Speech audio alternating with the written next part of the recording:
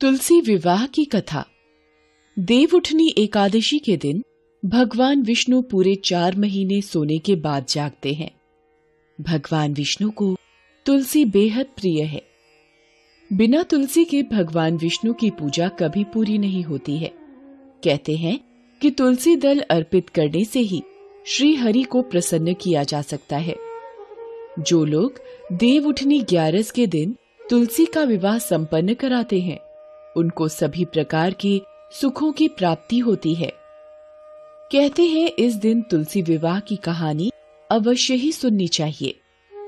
आइए सुनते हैं तुलसी विवाह की कथा। पौराणिक मान्यता के अनुसार राक्षस कुल में एक कन्या का जन्म हुआ, जिसका नाम वृंदा था। वो बचपन से ही भगवान विष्णु की भक्ति और साधना में डूबी रहती थी। जब वृंदा विवाह योग्य हुई तो उसके माता पिता ने उसका विवाह समुद्र मंथन से पैदा हुए जलंधर नाम के राक्षस से कर दिया। वृंदा भगवान विष्णु की भक्त के साथ एक पतिव्रता स्त्री थी, जिसके कारण उनका पति जलंधर समय के साथ और भी शक्तिशाली हो गया। सभी देवी देवता जलंधर के कहर से डरने लगे। जलंधर जब भी युद्ध पर जाता, वृंदा पूजा अनुष्ठान करने बैठ जाती। वृंदा की विष्णु की भक्ति और साधना के कारण जलंधर को कोई भी युद्ध में हरा नहीं पाता था। एक बार जलंधर ने देवताओं पर चढ़ाई कर दी, जिसके बाद सारे देवता जलंधर को परास्त करने में असमर्थ हो रहे थे। तब हताश होकर सभी देवता भगवान विष्णु की शरण में गए और जलंधर के आतंक को खत्म करने के उपाय पर विचार करने लगे। तब भगवान विष्णु ने अपनी माया से जलंधर का रूप धारण कर लिया और छल से वृंदा के पतिव्रत धर्म को नष्ट कर दिया। इससे जलंधर की शक्ति कम होती गई और वो युद्ध में मारा गया।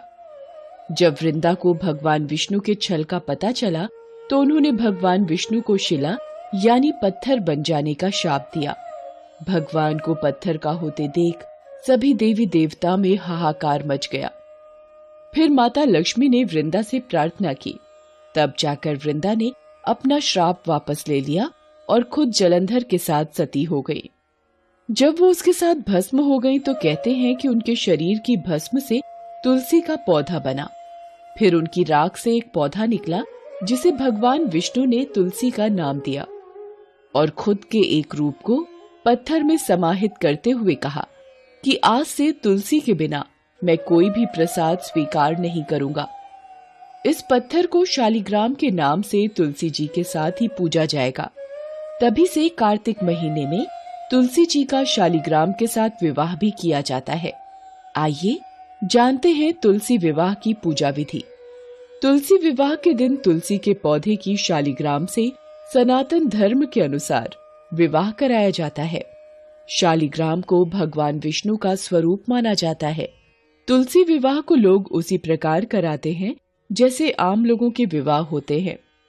इस दिन पंडित जी को घर पर बुलाकर तुलसी के पौधे पर लाल चुनरी उड़ाकर श्रृंगार की सभी चीजें वस्तुएं अर्पण की जाती हैं। हिंदू धर्म के अनुसार तुलसी पूजा करने से विशेष लाभ प्राप्त होता है, इसलिए प्रत्येक घर में तुलसी विवाह को अधिक महत्व दिया जाता है। तुलसी विवाह के दिन कन्यादान भी किया जाता है, क्योंकि कन्यादान को सबसे बड़ा दान माना गया है। तुलसी विवाह के दिन सूर्योदय से पहले उठकर स्नान करें, साफ वस्त्र धारण करें और व्रत का संकल्प लें। तुलसी विवाह के दिन तुलसी के पौधे को लाल रंग की चुनरी उड़ाएं।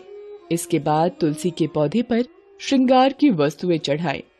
पत्थर रूपी शालिग्राम को तुलसी के पौधे के साथ स्थापित करें। शालिग्राम को स्थापित करने के बाद तुलसी के पौधे का विधिवत पंडित जी से विवाह करवाएं। तुलसी विवाह में तुलसी के पौधे और शालिग्राम के साथ 7 प्रतिमा कराएं और अंत में तुलसी जी की आरती गाएं। ये पूजा उन लोगों के लिए विशेष फलदायी होती है जिन लोगों के घर में बेटियां नहीं होती।